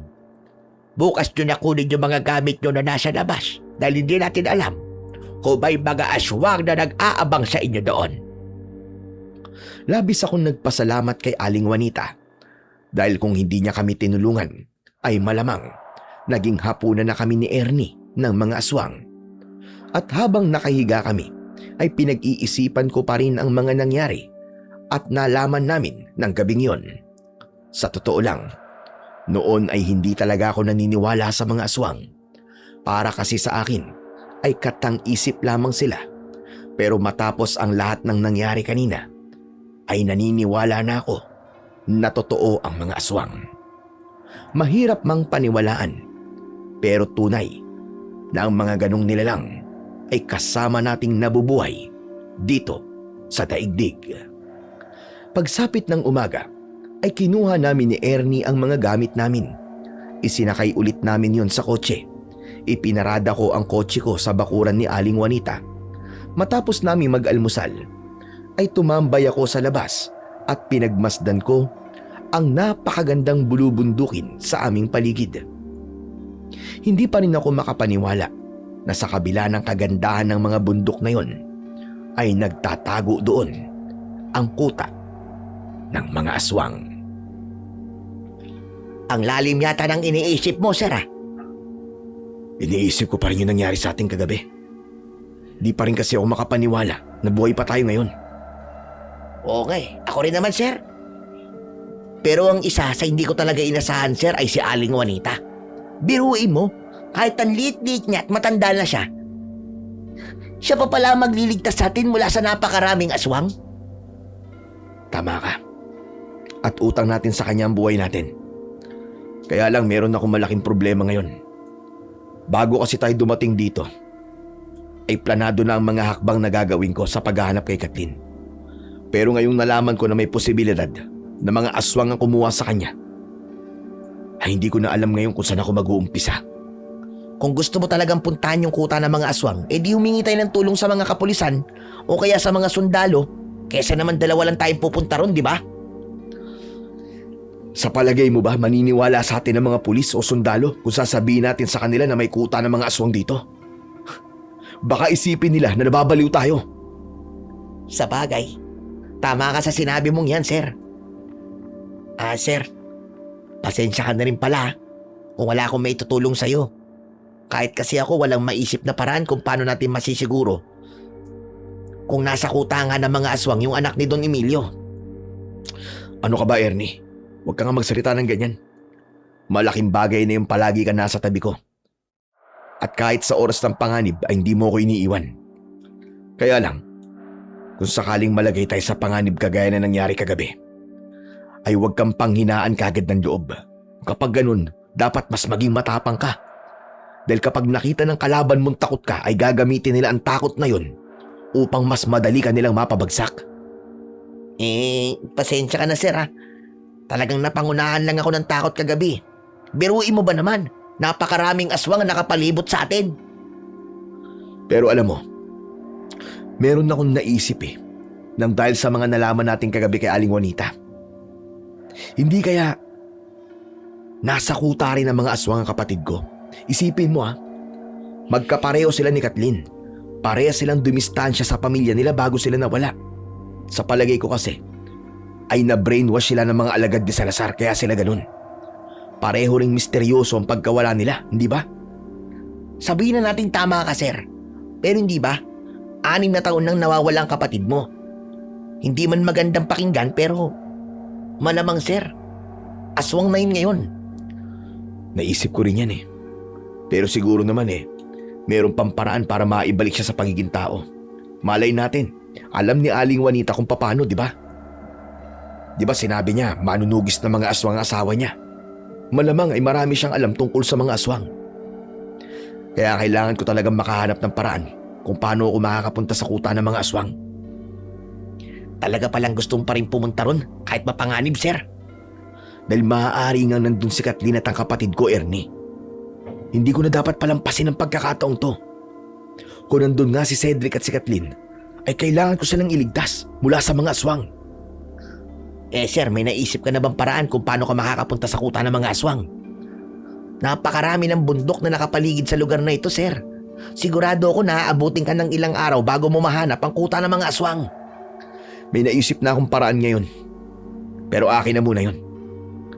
Nang sandaling yon, ay mas lalo akong naging determinadong puntahan ang kuta ng mga aswang. Wala akong pakialam sa panganib na naghihintay sa akin. Dahil ang nasa utak ko lamang ng mga sandaling yon ay ang malaman kung naroon nga ang kapatid kong matagal nang nawawala. Naniniwala rin ako na hindi aksidente na napunta sa akin ng kaso ng pagkawala ni Kathleen. Malakas ang pakiramdam ko na yun ang magiging daan upang muli kong makasama si Cedric. Pagsapit ng gabi, habang mahimbing na natutulog si Aling Juanita at Ernie, ay tahimik akong bumangon. Kinuha ko ang aking baril at kahit alam kong mali, ay kinuha ko rin ang anting-anting ni Aling Juanita na nakasabit sa likod ng pinto. Lumabas ako at nagmamadali akong naglakad patungo sa kasukalan. Maya-maya ay naramdaman kong merong nakasunod sa akin. Mabilis akong humarap, sabay tutok ng aking baril. Sir, teka! Ako to, sir! Ernie! Anak ng putya, anong ginagawa mo dito?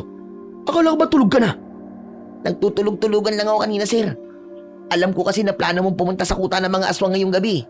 O, di ba tama ako? Doon ka pupunta, sir? Bumalik ka na sa bahay ni Aling Juanita.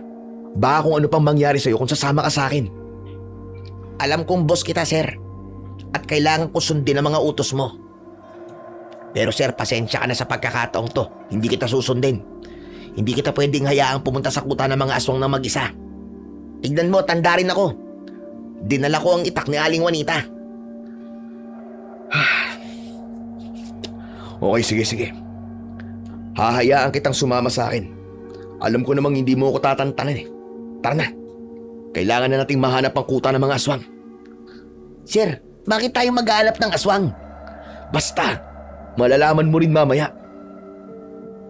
Magkasama kaming nagpunta ni Ernie sa kasukalan. Sinanay namin ang aming mga mata sa kadiliman.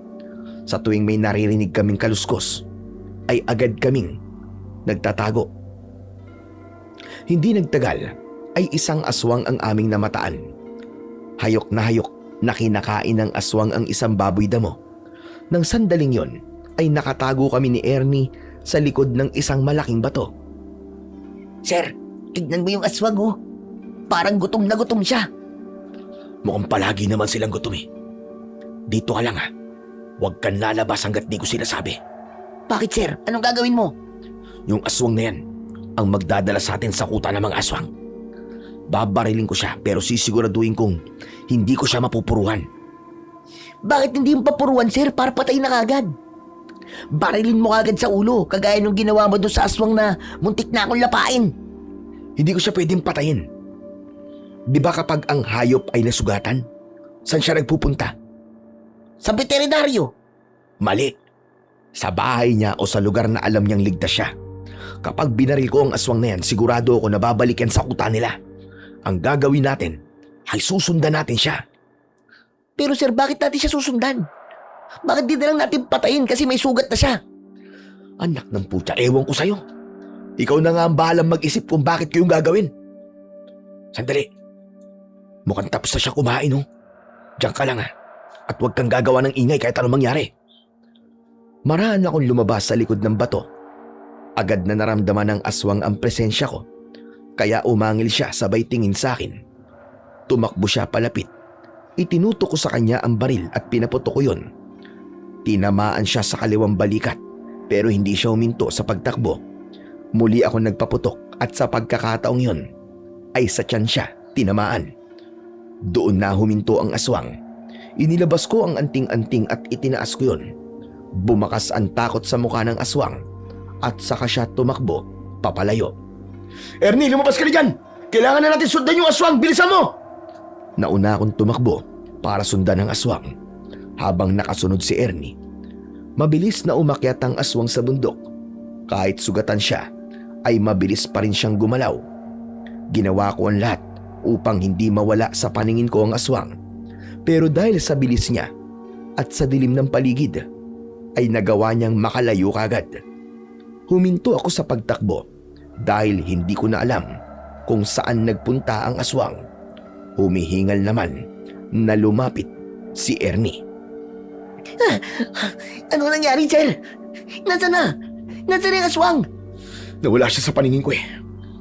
Hindi ko na alam kung saan siya nagpunta. Sayang. Pagkakataon ko na sana to para malaman kung nasaan ang kuta ng mga aswang. Eh di subukan natin ulit sir. Siguro naman eh hindi lang yun ang aswang na nasa kasukalan. Baka meron pa ron kaya bumalik na tayo.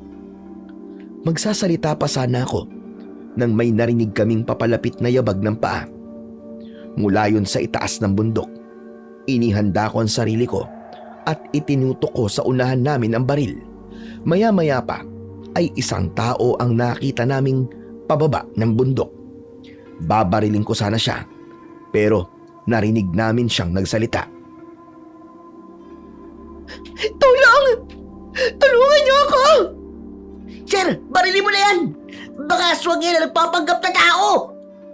May parte ng utak ko na nagsabing huwag kong barilin ang babae. Nagmamadaling lumapit sa amin ang babae at nang malapit na siya ay nanlaki ang mga mata ko dahil agad ko siyang nakilala. Sira-sira ang damit niya at napakadumi niya. Magulo ang buhok niya at bakas sa mukha niya ang matinding takot. Pagkalapit niya sa amin ay hinawakan niya ang mga braso ko. Para pong awa niyo na. Tulungan niyo po ako. Tulungan niyo ako. Kathleen? Ikaw ba si Kathleen? Paano niyo pong nalaman ang pangalan ko? Mamaya ako nasasagutin ang tanong mo. May humahabol ba sa'yong mga aswang? Meron po. Pero sa tingin ko po ay naligaw ko sila. Pero malakas po ang pangamoy nila. Malalaman po nila kung nasan ako. Sumama ka sa amin. May alam kaming ligtas na lugar. Halika na! Inalalayan namin ni Ernie si Kathleen sa pagtakbo. Napakapayat niya at halatang nangihina na siya.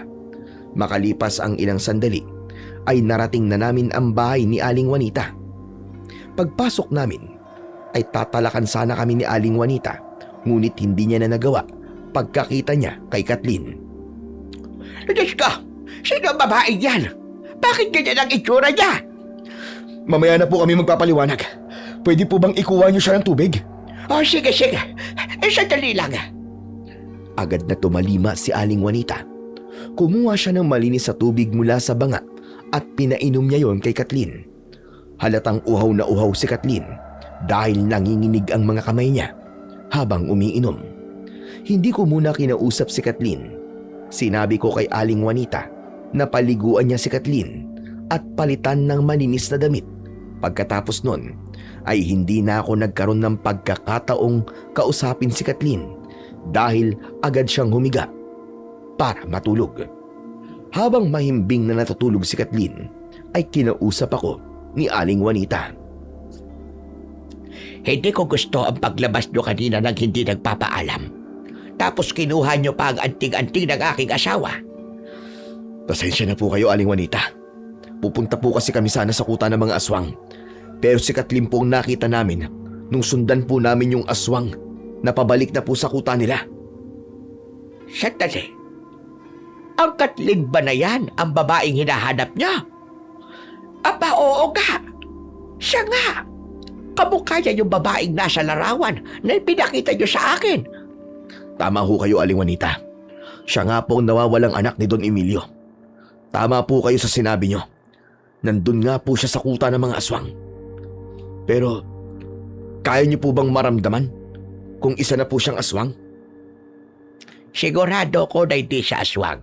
Dahil kung aswang siya, ay hindi siya makakapasok dito sa bahay ko. May proteksyon kasi ang bahay na ito mula sa mga aswang at kahit si Salazar ay hindi magagawang pumasok dito. Kung ganun pala, ay pwede na tayong umalis dito, sir. Kasi nakita na natin si Kathleen. Tapos na ang kaso ng pagkawala niya. Hindi pa ako pwedeng umalis dito. Dahil malakas ang kutob ko na nasa kuta ng mga aswang ang kapatid ko. Kapag okay na si Kathleen ay kakausapin ko siya. At baka mamaya may alam siyang impormasyon na makakatulong para makita kong kapatid ko. Matiim kong tinignan ang natutulog na si Kathleen. Umasa ako na siya ang magiging susi upang mabigyan ng tuldok ang matagal ko ng pagganap sa nawawala kong kapatid na si Cedric. Pagsapit ng umaga ay nagising na nga si Kathleen. Sumalo siya sa amin sa almusal at halatang gutom na gutom siya dahil halos hindi na siya huminto sa pagkagat sa nilagang saging na nakahain. Abay, tahan-tahan labang ineng at baka ikay mabulunan. Pasensya na po kayo. Talagang gutom na gutom lang po ako.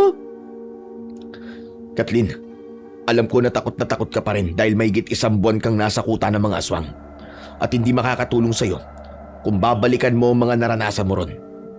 Pero bawat minuto kasi ay mahalaga. Kaya kailangan kitang kausapin tungkol sa mga aswang. Ako nga pala si Lawrence at ito naman si Ernie. At siya naman si Aling Juanita. Nagtataka lang po ako kung bakit kilala niyo po ako. Isa akong detective, Kathleen. Ako ang kinuha ng tatay mo na si Don Emilio para hanapin ka, kaya kami nandito sa lugar na ito. Si Daddy? Gusto ko nang makita si Daddy. Gusto ko nang umuwi. Alam ko. Pero huwag ka mag-alala dahil di magtatagal ay magkakasama na ulit kayo. At kung iniisip mo na masusundan ka ng mga aswang dito ay hindi yung mangyayari. Dahil ayon kay Aling Juanita ay walang aswang ang pwedeng pumasok dito sa bahay niya. Dahil meron tong proteksyon. Meron lang sana akong ilang katanungan. Totoo bang kumukuha ng mga tao sina Salazar para gawing aswang? Opo, totoo po yan. At isa po ako sa kinuha nila para maging kagaya nila. Narinig ko na yung ginagawa ni Salazar ay para mas maging malakas ang grupo niya. Merong babaeng nakikipagkaibigan nun sa akin at ang sabi niya ay gusto niya akong isama sa bahay nila. Akala ko nun mabait siya at mapagkakatiwalaan. Kaya sumama ako sa kanya. Ngunit wala akong kalam-alam na sa kuta pala ng mga aswang niya ako dadalhin. Gusto ko rin sanang malaman kung paano mo nagawang makatakas sa kuta ng mga aswang. Pwede mo bang sabihin sa amin kung paano? Isang aswang po nagligtas sa akin. Ang sabi niya dati rin siyang taong kagaya ko at biktima rin siya ni Salazar. Sa kabila ng pagiging aswang niya, ay ramdam kong mas nananaig sa kanya ang pagiging tao. Kaya naging magkaibigan kami. Siya po ang tumulong sa akin kagabi para makatakas. Napakalaki ng utang na loob ko sa kanya. Dahil hindi lang niya ako pinatakas kundi pinigilan din niya ang tuluyang paghawa sa akin ni Salazar para maging isa rin akong aswang. Sa susunod na pagbilog kasi ng buwan, gagawin na kaming aswang ni Salazar. Posible ba yun, Aliwanita? Na ang isang taong naging aswang ay may natitira pa rin kabutihan sa kanyang pagkatao? Sa palagay ko ay posible yon. Lalo na kung nung tao pa siya ay likas na sa kanya ang pagiging mabuti. Marami pa pong mga taong naging aswang ang mababait. May mga aswang nga po doon na gusto na magaklas. Pero napipilitan po silang sundin lang si Salazar nang dahil po sa matinding takot. Talagang si Cedric lang po nagkaroon ng lakas ng loob na tulungan ako dahil talagang naging malapit po kami sa isa't isa. Ano? Teka, anong sabi mo? Tama ba ang pagkakarinig ko? Binanggit mo ang pangalang Cedric? Cedric po ang pangalan ng aswang na tumulong sa aking makatakas. Bakit po? Kilala niyo po ba siya? Sir, tumama na naman ang kutob mo. Nandun nga sa kuta ng mga aswang kapatid mo. Kaya lang, nakakalungkot. Dahil isa na pala siyang aswang. Ano po? Kapatid niyo po si Cedric? Oo, matagal na siya nawawala. 6 na taon na, Kathleen. Kaya pala hirap na hirap akong hanapin siya dahil nandun siya sa kuta ng mga aswang. Kapag po nagkaroon kami ng pagkakataong makapag-usap, ay palagi po niyang binabanggit ang kapatid niya. Ngayon ay naalala ko na. Lawrence po ang pangalan ng panganay niyang kapatid. Ang sabi po niya sa akin, kapag daw nakatakas ako, ay hanapin po kita. At sabihin ko po sa inyo na huwag niyo na siyang hanapin. Sa palagay ko po, ay ayaw nang bumalik ni Cedric sa dati niyang buhay dahil isa na po siyang aswang ngayon. Hindi muna ako nagsalita. Nangilid ang luha ko dahil sa labis na lungkot. Malungkot ako sa sinapit ng kapatid ko. Pero masaya ako dahil sa wakas ay nabigyan na ng kasagutan ang tanong kung bakit at paano siya nawala. Huminga muna ako ng malalim bago ako muling nagsalita. Aling Juanita, meron po bang paraan para bumalik sa pagiging tao ang isang aswang na hinawaan na upang maging aswang? Meron. Ang isang nahawaan ng pagiging aswang ay magiging tao ulit kung hindi pa siya nakakakain ng tao. Itinuro sa akin ng asawa ko ang ritual upang gawin yon. Pero merong isang mabilis at tiyak, ngunit mapanganib na paraan. Ano ho yun, Aling Juanita? Ang kamatayan ng aswang na nanghawa sa kanya. Kapag namatay ang aswang na yon, ay agad na babalik sa pagiging tao ang mga hinawaan niya. Kung ganun, wala nang ibang paraan. Kailangan kong patayin ang Salazar na yon. Mapanganib ang gagawin mong yan, Lawrence. Siguro ay mas mabuting sundin mo na lamang ang gusto ng kapatid mo. Huwag mo na siyang hanapin at kalimutan mo na lamang siya. Hindi ko po kayang gawin yung sinasabi niyo, Aling Juanita. Kapatid ko ang pinag-uusapan natin dito at hindi kung sinong tao lamang. Hindi ko po kayang umalis sa lugar na ito habang alam ko kung anong nangyayari sa kapatid ko. Pasensya na. Pasensya ka na sa nasabi ko. Ang iniisip ko kasi ay ang kaligtasan mo. Ipapaalala ko lang na hindi normal na aswang si Salazar. Mas malakas siya kumpara sa mga alagad niya. Wala akong pakialam kahit siya pa ang pinakamalakas na uri ng aswang sa buong mundo. Gusto ko pong iligtas ang kapatid ko. Gusto ko siyang ibalik sa pagiging tao at magagawa ko yun kung papatayin ko si Salazar. Isa pa, kung mapapatay ko si Salazar, hindi lang po ako makikinabang, kundi ang mga taong hinawaan niya dahil babalik na silang lahat sa pagiging tao. Pati po kayong mga naninirahan sa baryong ito ay makikinabang din dahil kung mamamatay si Salazar, ay hindi na kayo matatakot. Mamumuhay na kayo rito ng normal at tahimik. Kathleen, pwede mo ba akong samahan mamayang gabi sa kuta ng mga aswang? Ayoko po. Ayoko na pong bumalik doon. Baka po huliin ulit ako ni Salazar. Baka galit na galit siya sa akin ngayon dahil sa pagtakas ko.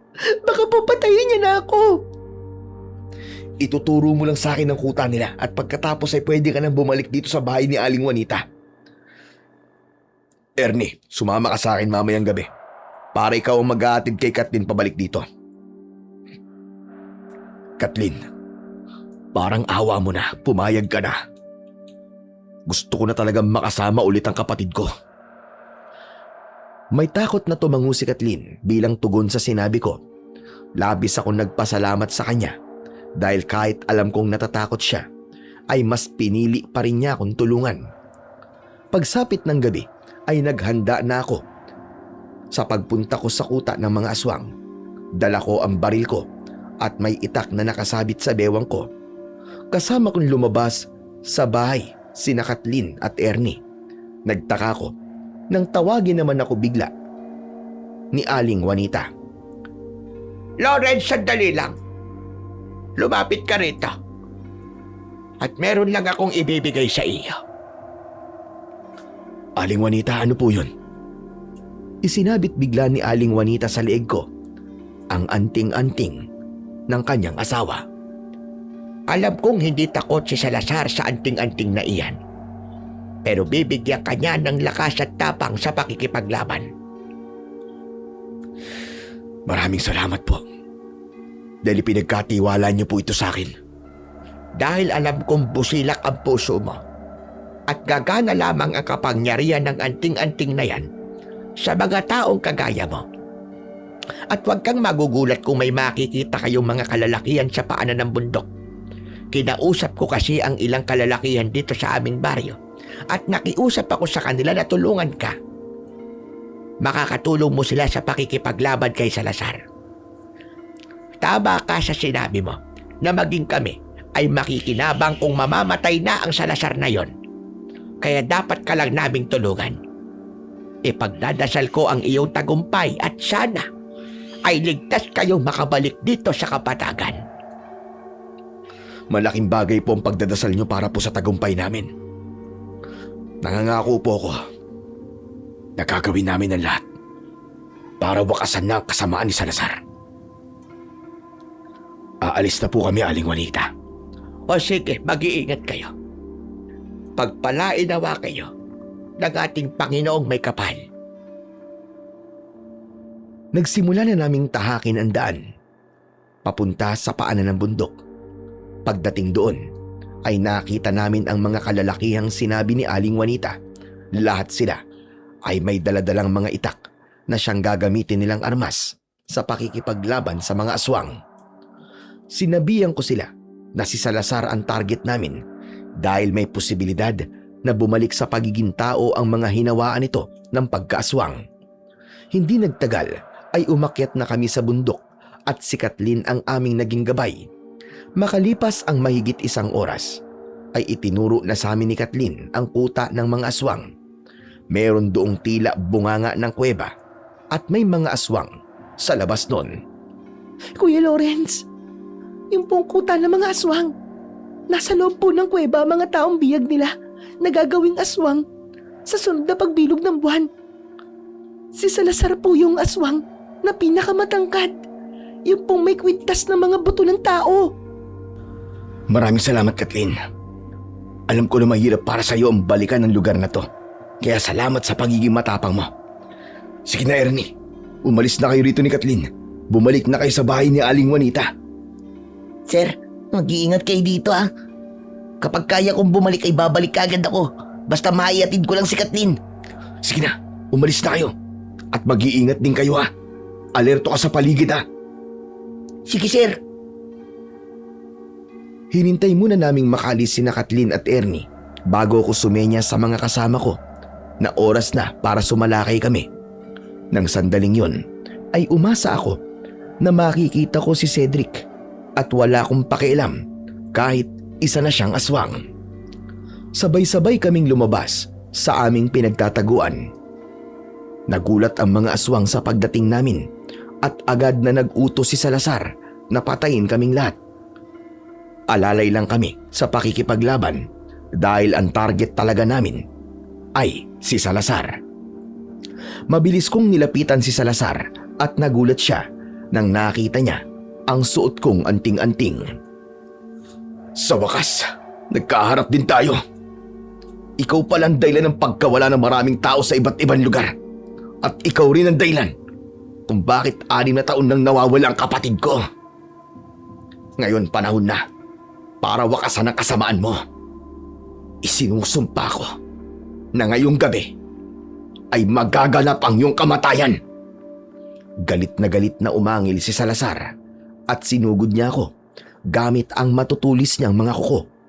Naramdaman ko ang kakaibang lakas na bumalot sa akin. Nagawa kong iwasan ang pag-atake ni Salazar at tinaga ko siya sa braso. Aatakihin sana ako ng iba pang aswang pero dahil sa suot kong anting-anting ay hindi nila ako malapitan. Nagkaroon si Salazar ng pagkakataon na sunggaban ako. Napahiga ako at nang tatayo na sana ako ay mariin niyang tinapakan ang dibdib ko. Humaba ang dila niya at papunta yon sa aking leeg. Pero laking gulat ko nang isang aswang ang sumunggab kay Salazar. Natumba si Salazar habang ang isa pang aswang ay tinulungan akong tumayo. Napakunot noo ko nang makita ko ang muka ng aswang. Cedric! Kapatid ko! Ikaw ba yan? Oo, kuya. Ako nga ito. Naputol ang pag-uusap namin dahil palapit na si Salazar. Pinagtulungan namin ng kapatid ko si Salazar at dahil sa pinagsanib namin puwersa ay nasugatan namin ng gusto ang pinuno ng mga aswang. Habang nangihina si Salazar sa mga sugat niya ay nakita yon ng iba pang mga aswang. Tila matagal na nilang nais patayin si Salazar kaya tumulong na rin sila sa amin ni Cedric.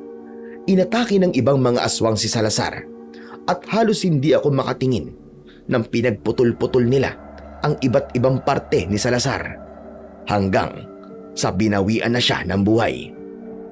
Nang nalagutan na ng hininga si Salazar ay tila isang himala na bumalik sa pagiging tao ang mga natitirang aswang at isa na nga roon ang kapatid ko na si Cedric. Naluluwang nagyakap kami ng kapatid ko. Totoo ba to, kuya? Hindi ba ako nananaginip? Totoo to, Cedric. Ligtas ka na dahil patay na si Salazar. Makakauwi ka na sa bahay natin, kapatid ko. Magkakasama na ulit tayo at hindi na ako papayag na muli kang mawawala. Patawarin mo ako, ate, kung natagalan ako bago kita nahanap. Hindi mo kailangang humingi ng tawad sa akin, kuya. Akala ko talaga ay di na ito mangyayari. Akala ko ay habang buhay na ako magiging aswang dito. Salamat dahil hindi lang ako ang iniligtas mo, kuya, kundi pati na ang ibang tao rito na matagal lang gustong mag-aklas kay Salazar. Salamat talaga, kuya, dahil hindi ka sumuko sa paghanap sa akin. Kailanman, Cedric, ay hindi ako nawalan ng pag-asa na makikita ulit kita. Uuwi na tayo sa bahay natin at hindi na tayo magkakahiwalay kahit kailan. Matapos yon, ay kasama na naming bumaba sa bundok ang mga aswang na bumalik na sa pagiging tao. Pagdating namin sa bahay ni Aling Juanita, ay masaya kong sinabi kina Ernie, Kathleen at Aling Juanita na patay na si Salazar. Diyos ko!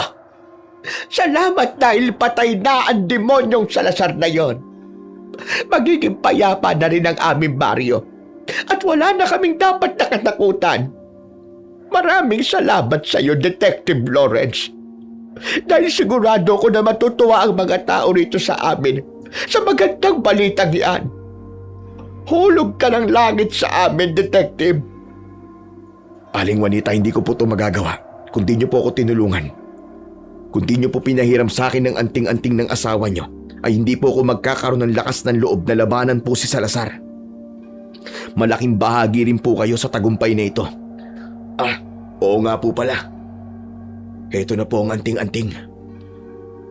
Hindi ko akalain na kahit wala na ang asawa ko, ay magagamit pa rin ang anting-anting niya sa pakikipaglaban sa aswang.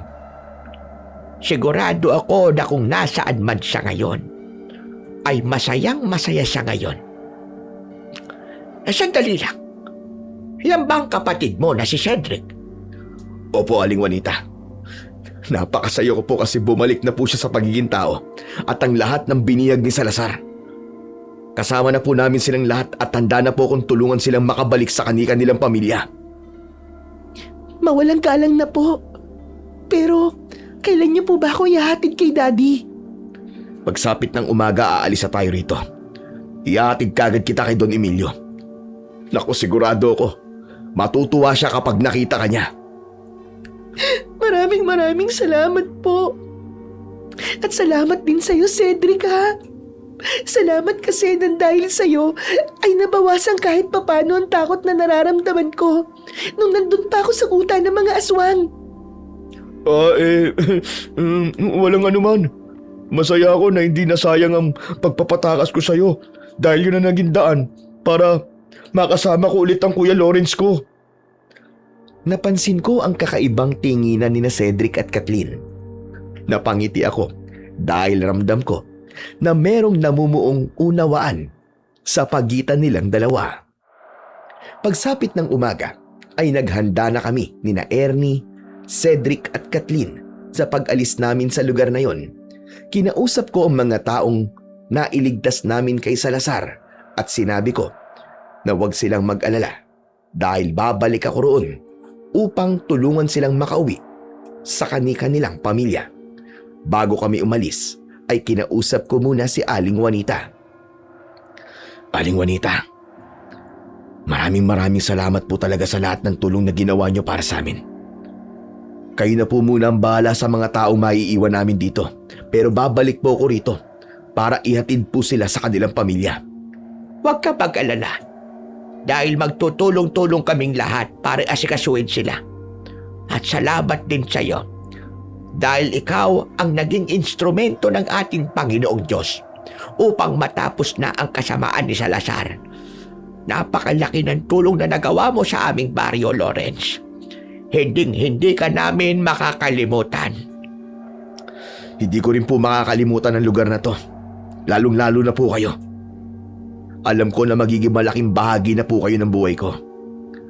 O siya, Aling Juanita, kailangan na po naming umalis. Mag-iingat po kayo rito, ha? Mag-iingat din kayo. Bago kami tuluyang umalis, ay isang mahigpit na yakap ang iniwan ko kay Aling Juanita. Hindi nagtagal ay sakay na kami ng kotse ko. Magkatabi sa backseat sina Kathleen at Cedric. Ay, salamat! Tapos na rin ang mission natin sa lugar na yun. Grabe! At isang kaso na naman ang naresolba mo, sir. Grabe, iba ka talaga. Kahit aswang ay kinalaban mo para lang sa kapatid mo. At hindi mo lang basta kinalaban, ha? Kundi pinatay mo rin. Ganun naman talaga dapat, di ba? Gagawin natin ang lahat para sa mga mahal natin sa buhay. Pero Ernie, hindi naman talaga akong pumatay kay Salazar kundi ang mga aswang na matagal nang may takot at galit sa kanya. Matapos ang napakahabang oras, ay narating na namin ang bahay ni Don Emilio. Kami na lang ni Kathleen ang bumaba. Hindi makapaniwala ang kasambahay na nagpapasok sa amin nang nakita niya si Kathleen. Sinabi sa amin ng kasambahay na nasa likod daw ng bahay si Don Emilio. Sabik na tumakbo doon si Kathleen habang nakasunod ako sa kanya. Pagdating ko sa likod ng bahay, ay naabutan kong magkayakap na umiiyak ang mag-ama. Masaya naman akong lumapit sa kanila Maraming salamat sa iyo, Detective. Hindi talaga ako nagkamali. Ikaw ang kinuha ko para maghanap sa aking anak. Hindi mo alam kung gaano akong kasaya ngayon. Masaya rin po ako na magkasama na po kayo ni Kathleen. Kathleen, sana'y naging aral na sa'yo ang nangyari. Huwag kang basta-basta magtitiwala sa mga taong hindi mo pakilala ng lubusan. Pangako po, hindi ko na po hahayaang maulit ang nangyari sa akin noon. At salamat din po kasi ikaw po naging dahilan kung bakit po magkasama na kami ulit ni Daddy. Hindi mo kailangan magpasalamat sa akin dahil ginawa ko lang ang trabaho ko. Oo nga po pala, Don Emilio. Kailangan ko na pong umalis. Hindi ko na po aabalain ang reunion po ninyo ng anak nyo. Maraming salamat ulit sa iyo, Detective. Huwag ka mag-alala dahil dadagdagan ko ang bayad ko sa serbisyo mo. At huwag mong tatanggihan yun, ha? Kayo ho ang bahala. Kahit di nyo na nga po kailangan gawin yon. Hindi maaari. Dadagdagan ko. Oo nga pala, bago ka umalis, ay pwede mo bang ikwento sa akin ang dahilan ng pagkawala ni Kathleen at kung paano mo siyang nahanap? Sa palagay ko si Kathleen na po ang bahalang magpaliwanag sa inyo ng lahat. Alam ko po na mahirap paniwalaan ang mga sasabihin niya. Pero ako na ho ang nagsasabi sa inyo na lahat po ng sasabihin niya ay totoo. Muli ako nagpaalam kina Don Emilio at Kathleen. Binalikan ko sina Ernie at Cedric sa sasakyan. Agad kong pinaandar ang sasakyan pauwi sa bahay. Hindi ko maipaliwanag ang kasiyahan ko ng sandaling yon dahil sa kabila ng matinding panganib na pinagdaanan namin ay nahanap ko na rin sa wakas ang kapatid ko na matagal na nawalay sa akin. Makalipas ang isang araw, ay bumalik ako sa lugar ni na Aling Juanita upang tulungan ang lahat ng taong naging bihag noon ni Salazar para makabalik din sila sa kani-kanilang pamilya. Bumawi kami ni Cedric sa lahat ng panahong hindi kami magkasama. Hindi muna ako tumanggap ng panibagong kaso dahil mas pinili kong ibigay ang oras ko sa kapatid kong matagal kong hinanap. Hindi nagtagal ay nalaman kong naging magkasintahan sina Cedric at Kathleen at pagkalipas ng ilang taon ay naging mag-asawa na sila at biniyayaan sila ng isang anak. Sa lahat ho ng pinagdaanan ko ay napatunayan kong kapag mahal natin ang isang tao ay kaya nating gawin ng lahat kahit na ang pinakadelikadong bagay para lamang mailigtas sila. Natutunan ko rin po na hindi lahat ng kaso ay kayang lutasin ng talino at ebidensya lang dahil may mga pagkakataon na kailangan din ng tapang, tiwala at pananampalataya. Hanggang dito na lamang po ang aking kwento at sana may natutunan po kayo na magandang aral. Maraming salamat po sa inyo sa walang sawa niyo pong pakikinig at pagsuporta sa aking munting YouTube channel na The Voice Addict. Sana po ay mag-subscribe din po kayo at pindutin niyo po ang like at notification bell para palagi po kayong updated sa aking mga bagong kwento at mag-iwan na po kayo ng isang comment. Muli, salamat po sa inyo at pagpalain po kayong lahat ng ating Panginoong may kapal. Hanggang sa muli, mga idol.